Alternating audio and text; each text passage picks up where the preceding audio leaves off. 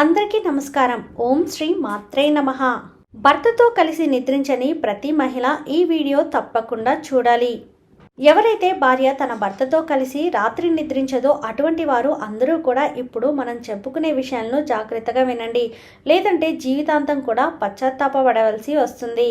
ఎవరైతే భార్యలు తమ భర్తతో కలిసి వారు నిద్రించే గదిలోకి వెళ్ళరో, అలాగే వారికి దూరంగా ఉంటారో వారందరూ కూడా ఈ వీడియోని మొదటి నుంచి చివరి వరకు స్కిప్ చేయకుండా చూడండి. అప్పుడే ఏం చెప్తున్నామో మీకు పూర్తిగా అర్థమవుతుంది. కొంతమంది స్త్రీలు తమ భర్తలను తమ దగ్గరకు రానివ్వరు, తమ దగ్గర నిద్రించనివ్వరు. అటువంటి స్త్రీలు అందరూ కూడా చాలా పశ్చాత్తాప పడవలసి వస్తుంది. భార్యాభర్తలు ఇద్దరూ కూడా ఒకే చోట నిద్రించాలా అనే విషయాన్ని ఇప్పుడు మనం ఒక కథ ద్వారా తెలుసుకుందాం. అలాగే నిద్రించవలసిన అవసరం ఉందా లేదా అనే విషయాన్ని కూడా తెలుసుకుందాం.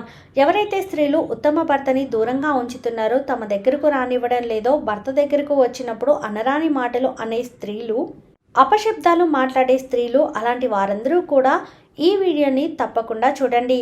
ఎవరైతే స్త్రీలు తమ భర్తను తమ దగ్గరకు రానివ్వరో వారికి మహాపాపం అంటుకుంటుంది. ఉత్తరప్రదేశ్లో ఒక శోభాయమానమైన నగరం ఉంది. అందులో ఒక చిన్న అడవి ఉంది. అడవి మధ్యలో ఒక చిన్న చెరువు కూడా ఉంది. ఆ చెరువు చుట్టూ పచ్చని మొక్కలు ఉన్నాయి. ఆ మొక్కలలో పిట్టలు చేసే శబ్దాలు పూర్తి అడవి అంతా కూడా సందడి చేస్తూ ఉంటాయి. ఆ చెరువు పక్కనే ఒక చిన్న ఇల్లు కూడా ఉంది. ఆ ఇంట్లో ఒక రైతు తన భార్యతో కలిసి నివసిస్తూ ఉన్నాడు. ఆ రైతుకు ఒక కుమార్తె, ఒక కుమారుడు ఉన్నారు. ఆ రైతు భార్య చాలా అందంగా ఉండేది. రైతు కోసం ఎవరైనా పురుషులు ఇంటికి వచ్చినప్పుడు అనుకోకుండా వారి దృష్టి రైతు భార్యపై పడేది. అంటే వారందరూ కూడా ఆమెను మోహిస్తూ ఉండేవారు. ఒకానొక సమయంలో సాయంత్రం అయ్యింది. బాగా అర్ధరాత్రి అయిపోయింది. ఆ సమయంలో ఆ రైతు అడవుల నుండి వస్తున్నాడు. అప్పుడు అడవిలో ఎవరూ లేరు. ఆ సమయంలో ఆ రైతు అసలు అడవిలో ఎందుకు తిరుగుతున్నాడు, అలాగే అతని ముఖంలో ఎటువంటి భయం కూడా లేదు. ఇంకా తను చిరునవ్వుతో ఉన్నాడు. ఎటువంటి భయం లేకుండా వెళుతున్నాడు. తను అలా వెళుతూ ఉండగా అక్కడ ఒక చిన్న గుడిసె కనిపించింది. తను ఆ గుడిసె దగ్గరికి వెళ్ళేసరికి ఆ గుడిసె బయట ఒక అందమైన స్త్రీ ఉంది. ఆ స్త్రీని చూడగానే ఆ రైతు మొహంలో ఒక చిన్న నవ్వు. అలాగే ఆ స్త్రీ రైతును చూడగానే ఆమె కూడా చిన్నగా నవ్వింది. అప్పుడు ఆమె అడుగుతుంది, మీరు రావడానికి ఎందుకు ఇంత ఆలస్యమైంది? నేను మీకోసమే చాలాసేపటి నుండి ఎదురు చూస్తూ ఉన్నాను. నేను ఇప్పుడు ఇక్కడ నుండి వెళ్ళిపోదాము అనుకున్నాను. ఇంతలో నాకు ఏదో ఒక శబ్దం వినిపించడంతో ఇక్కడి నుంచి చూస్తూ ఉన్నాను. చూసేసరికి వచ్చింది మీరు. మిమ్మల్ని చూసి నేను ఆగాను అని చెప్పింది. అప్పుడు రైతు అంటున్నాడు, ఈరోజు నా భార్యకు నిద్ర రాలేదు. నేను ఆమెను నిద్రపోమ్మని చెప్పాను, కానీ ఆమె నిద్ర రావడం లేదు అని చెప్పింది. నేను ఆమెను ఏదో విధంగా నిద్రపుచ్చి వస్తున్నాను. ఏదో విధంగా ఇంట్లో నుండి బయలుదేరి నీ దగ్గరకు వచ్చాను. అందువలన ఈరోజు నాకు రావడానికి ఆలస్యమైంది అని చెప్పాడు. అలాగే ఆ స్త్రీ చెబుతుంది, స్వామి, ఈరోజు నాకు కూడా రావడానికి ఆలస్యమైంది. కానీ నేను అనుకుంటున్నాను మీరు వచ్చేసి ఉంటారు అని. కానీ నేను ఇక్కడికి వచ్చి చూసేసరికి మీరు అప్పటికి ఇంకా రాలేదు. నేను ఆలోచిస్తూ ఉన్నాను, ఒకవేళ మీరు వచ్చి వెళ్ళిపోయారేమోనని. కాసేపు ఎదురు చూస్తే ఏదో ఒకటి తెలుస్తుంది అని నేను ఇక్కడ నుండి ఎదురు చూస్తూ ఉన్నాను. అలా చూస్తూనే గంట సమయం గడిచిపోయింది. నేను వెళ్ళిపోదాం అనుకునే లోపు మీరే వచ్చారు. ఇంతలో ఆ రైతు అంటున్నాడు, ఇక మనము ఆ గుడిసెలోకి వెళదాము అని అంటాడు. ఎందుకంటే తెల్లవారిపోయేలా ఉంది. ఈలోపే మనం మన ఇళ్లకు వెళ్ళిపోవాలి అని చెప్పేసరికి ఆ స్త్రీ అంటుంది, నా భర్త కూడా తొందరగానే నిద్రలేస్తాడు అని చెప్పింది. నేను ఒకసారి నా భర్తకు పట్టుబడ్డాను. అప్పుడు నేను శౌచాలయానికి వెళ్ళానని చెప్పినప్పుడు నా భర్త ఏమీ అనలేదు. ఇద్దరూ కూడా ఆ గుడిసెలోకి వెళ్ళి కాసేపు ఆనందంగా గడిపారు. ఆ విధంగా ఆ రైతు తన భార్యను మోసం చేసి అక్కడికి వచ్చాడు. అలాగే ఆ స్త్రీ తన భర్తను మోసం చేసి అక్కడకు వచ్చింది. ఎవరైతే స్త్రీలు తమ భర్తను మోసం చేస్తారో అసలు వారి జీవితంలో ఏం జరుగుతుంది? ఎవరైతే పురుషులు తమ భార్యను మోసం చేస్తారో వారి జీవితంలో ఏం జరుగుతుంది అనేది ఇప్పుడు తెలుసుకుందాం. ఒకానొక సమయంలో ప్రశాంతమైన వాతావరణంలో పరమేశ్వరుడు ధ్యాన ముద్రలో కూర్చొని ఉన్నాడు. అప్పుడు గరుడ అంతరిక్షంలో వెళుతూ నారాయణ నారాయణ అంటూ కైలాస పర్వతం మీదకు వచ్చాడు. అలా కైలాస పర్వతం మీదకు వచ్చినప్పుడు పరమేశ్వరుడికి నమస్కరించి గరుడ పరమేశ్వరుడితో చెబుతున్నాడు, ఈరోజు నేను పృథ్వీలోకంలో భ్రమణం చేస్తూ ఉన్నాను. అప్పుడు నేను ఒకటి చూశాను. ఒక భార్య తన భర్త నిద్రపోయిన తర్వాత అడవి వైపుకు వెళ్ళి ఒక గుడిసె దగ్గరకు వెళ్ళి ఒక పరాయి పురుషుడి కోసం ఎదురు చూస్తూ ఉంది. ఒక పురుషుడు తన భార్యను తన పిల్లల్ని మోసం చేసి అర్ధరాత్రి అడవిలో ఆ గుడిసె దగ్గరకు వచ్చాడు. వాళ్ళు ఇద్దరూ కూడా అక్కడ శారీరక సంబంధాన్ని పెట్టుకున్నారు. ఆమె తన భర్తను మోసం చేస్తుంది. అలాగే పురుషుడు తన భార్య పిల్లల్ని మోసం చేస్తున్నాడు. ఇదంతా చూసిన నా మనసులో కొన్ని ప్రశ్నలు మొదలయ్యాయి. ఆ ప్రశ్నలకు సమాధానం నాకు లభించడం లేదు. నేను ఎంత వెతికినా కూడా నాకు ఆ ప్రశ్నలకు సమాధానం లభించడం లేదు. ఇంతలో పరమేశ్వరుడు అంటున్నాడు, గరుడదేవా, ఎందుకు అంతలా చింతిస్తున్నావు? నీ మనసులో ఏవైతే ప్రశ్నలు ఉన్నాయో అవి నాకు చెప్పు. నువ్వు అడిగే ప్రశ్నలకు సమాధానం చెప్పడానికి నేను సిద్ధంగా ఉన్నాను అని పరమేశ్వరుడు అంటాడు. గరుడ, నీకు తెలుసు, కలియుగం నడుస్తుంది. కలియుగంలో ఇవన్నీ అంతా గొప్ప విషయాలు ఏవి కాదు. అయినా నీ మనసులోని ప్రశ్నలు ఏమిటో అడుగు. నేను నీ మనసులో ఉన్న ప్రశ్నలు అన్నిటికీ కూడా సమాధానాలు చెప్పడానికి సిద్ధంగా ఉన్నాను అని చెప్పేసరికి గరుడ ఇలా అడుగుతున్నాడు.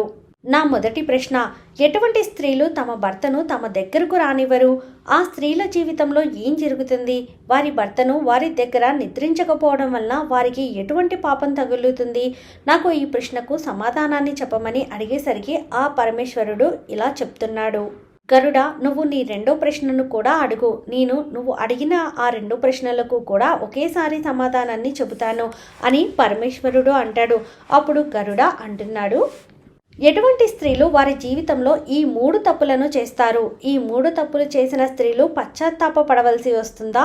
ఎటువంటి స్త్రీలు ఈ 3 తప్పులను చేయడం వల్ల వారి జీవితాంతం ఏడుస్తారు అని గరుడ అడిగాడు. నా ప్రశ్నలు ఇవే, వీటికి మీరు దయచేసి సమాధానం చెప్పమని అడిగాడు. అప్పుడు పరమేశ్వరుడు అంటున్నాడు, ఈరోజు నువ్వు మానవజాతి కళ్యాణం కోసము చాలా మంచి ప్రశ్నలను అడిగావు అని పరమేశ్వరుడు అన్నాడు. గరుడ, ఇప్పటి కాలంలో నీకు తెలుసు, స్త్రీలు ఉత్తమ భర్తలను వదిలేసి పరపురుషుల వైపు ఆకర్షితులవుతున్నారు.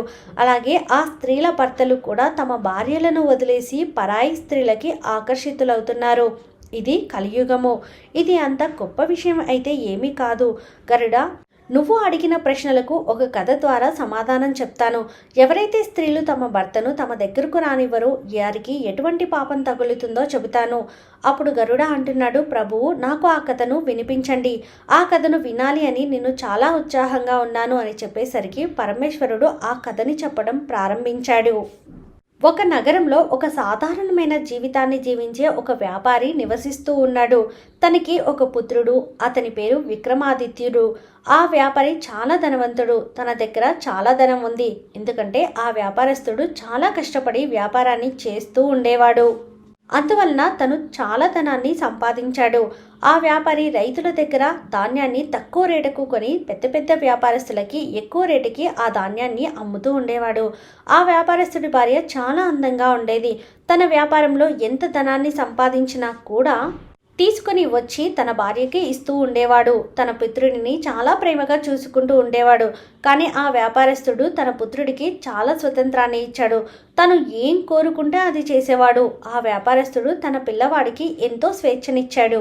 అతడు చెడు సావాసంలోకి వెళ్ళిపోయాడు. పెద్దలు చెబుతూ ఉంటారు కదా, అత్యధికమైన స్వేచ్ఛను ఇచ్చినట్లయితే మనుషులు తప్పుదోవ పడతారు అని.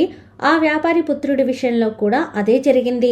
ఆ వ్యాపారస్తుడు కొడుకు విక్రమాదిత్యుడు జూదం ఆడుతున్నాడు. తన తండ్రి సంపాదించిన ధనాన్ని అంతా కూడా ఆ జూదంలో పోగొడుతున్నాడు. తల్లితో అబద్ధాలు చెప్పి డబ్బులను తీసుకుని వెళ్తూ ఉన్నాడు. అంత చిన్న వయసులోనే తను కామవాంఛనను తీర్చుకోవడం కోసం వేశ్యల దగ్గరకు వెళ్ళేవాడు. ఒకసారి ఆ వ్యాపారస్తుడికి ఎవరో కబురు పంపించారు. మీ పుత్రుడు వేశ్యల దగ్గరకు వెళుతున్నాడని, మద్యాన్ని సేవిస్తున్నాడు అని, జూదం ఆడుతున్నాడు అని చెప్పారు. అప్పుడు ఆ వ్యాపారస్తుడు అనుకుంటున్నాడు, తన పిల్లవాడు చాలా చెడు మార్గంలోనికి వెళ్ళిపోయాడు. ఇప్పుడు ఏదో ఒకటి చేయాలని ఆ వ్యాపారస్తుడు అనుకున్నాడు. నేను వెంటనే నా కుమారుడికి వివాహం చేశానంటే తన భార్య ఇంటికి వస్తుంది. అప్పుడు ఈ వ్యసనాలు అన్నింటినీ మర్చిపోతాడు. ఇప్పుడు వేశ్యల దగ్గరకు వెళుతున్నాడు. అదే తన భార్య వచ్చింది అంటే తను ఇంకా ఎక్కడికి వెళ్ళడు అని ఆలోచించి ఆ తండ్రి నగరంలోనే ఒక పెద్ద వ్యాపారస్తుడి కుమార్తెను చూసి తన కుమారుడు విక్రమాదిత్యుడికి ఇచ్చి వివాహం జరిపించాడు.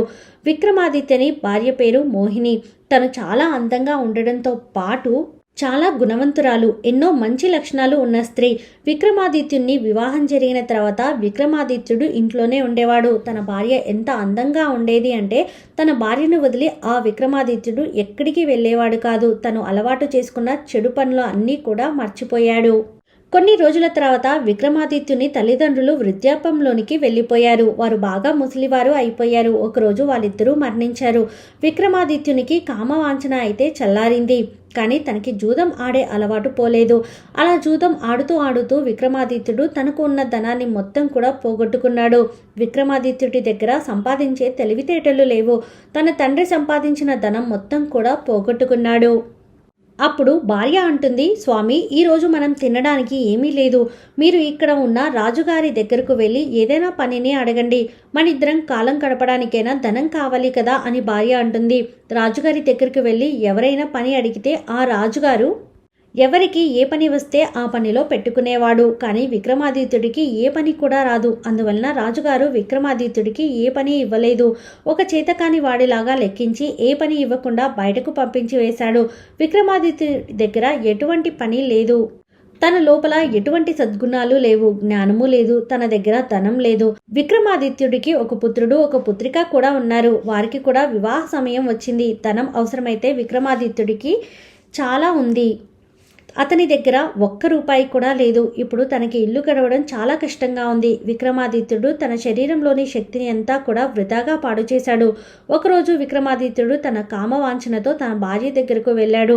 అప్పుడు విక్రమాదిత్యుడి భార్య చెబుతుంది, ఈ ప్రపంచంలో అన్నిటికన్నా పెద్ద సుఖం కేవలం కామవాంఛన మాత్రమే కాదు, అవసరం ఉన్నవారికి సహాయం చేయడంలో కూడా ఆనందం ఉంది. ఎవరైతే మనుషులు ఈ కామవాంఛనలో పడి గుడ్డివారైపోతున్నారో వారి జీవితం అయితే నాశనం అయిపోతుంది. విక్రమాదిత్యుని భార్య అంటుంది, స్వామి, ఈరోజు మీలోని 3 తప్పులను చెబుతాను. వాటిని మీరు జాగ్రత్తగా వినండి. చాలామంది మనుషులు ఈ 3 తప్పులు చేస్తున్నారు. కొంతమంది తెలియక చేస్తున్నారు, మరికొంతమంది తెలిసి కూడా చేస్తున్నారు.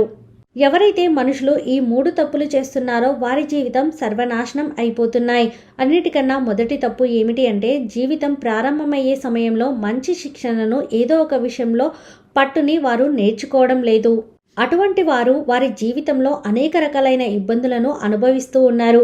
మీరు చేసిన ఆ తప్పే జీవితాంతం కూడా మిమ్మల్ని ఇబ్బంది పెడుతూ ఉంటుంది. రెండో విషయం ఏమిటంటే పనులను వాయిదా వేయడం. మీరు యవ్వనంలో ఉండగా ఏ పని చేయడానికైనా వాయిదాలను వేసేవారు.